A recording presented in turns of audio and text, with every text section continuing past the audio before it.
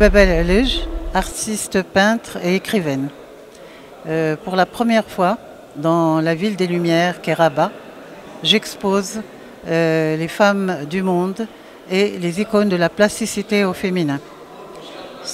41 tableaux, 17 pour les icônes et le reste pour les dames de pouvoir.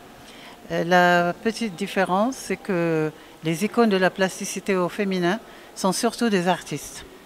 Elles ont eu une vie très lourde. Elles se sont sorties du puits par le potentiel extraordinaire que chaque être humain a en lui. Elles nous ont montré la résilience, le courage, la ténacité, et elles ont été un exemple pour toutes les générations futures. Ça, c'est mon avis.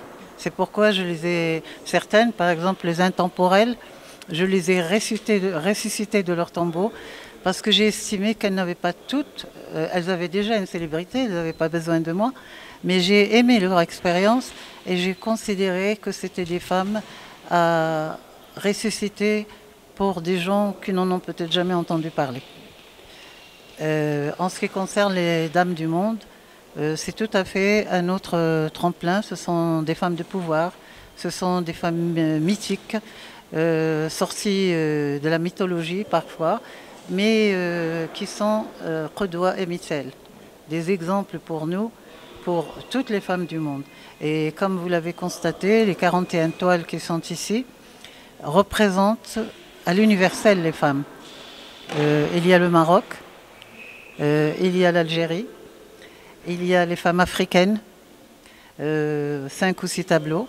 Et j'ai fait pour le Ma'rid de la Ligue des écrivaines 2 tableaux spécialement pour l'ouverture de leur congrès, où il y avait 45 pays africains. Donc pour moi, c'était pour les honorer que j'ai fait ces 2 grands tableaux que vous avez vus de l'autre côté. Un village heureux, nostalgie d'un village heureux. Pourquoi? Parce que nous sommes dans un monde numérique, beaucoup de bruit.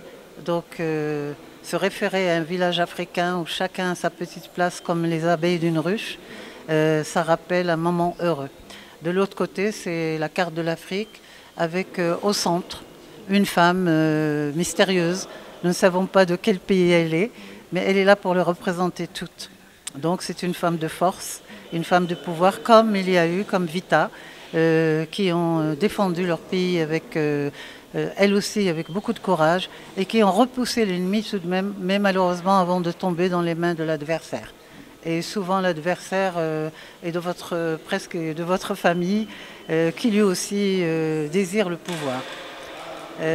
En ce qui concerne les déesses, j'ai aussi un peu d'amour pour Isis, qui est la magicienne et qui est une des déesses les plus populaires de l'Antiquité égyptienne.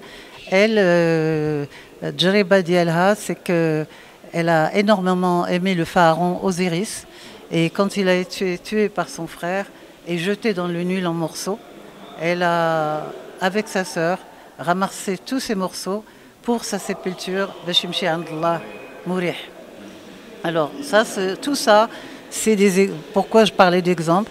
À chaque histoire, il y a une raison d'être pour qu'elle soit dans ces anthologies. Une سيدات محترمات. Voilà. العمق التاريخي لهذه الشخصيات وهذه الأيقونات كما سميتيها، وطبعا لا تكفي الفكرة التاريخية ولكن أيضا نتحدث عن البعد الجمالي وعن الألوان الجميلة والباهية والزاهية العميقة اللي صورتها اللوحات. فهنيئا لك وشكرا لك جميل. شكرا.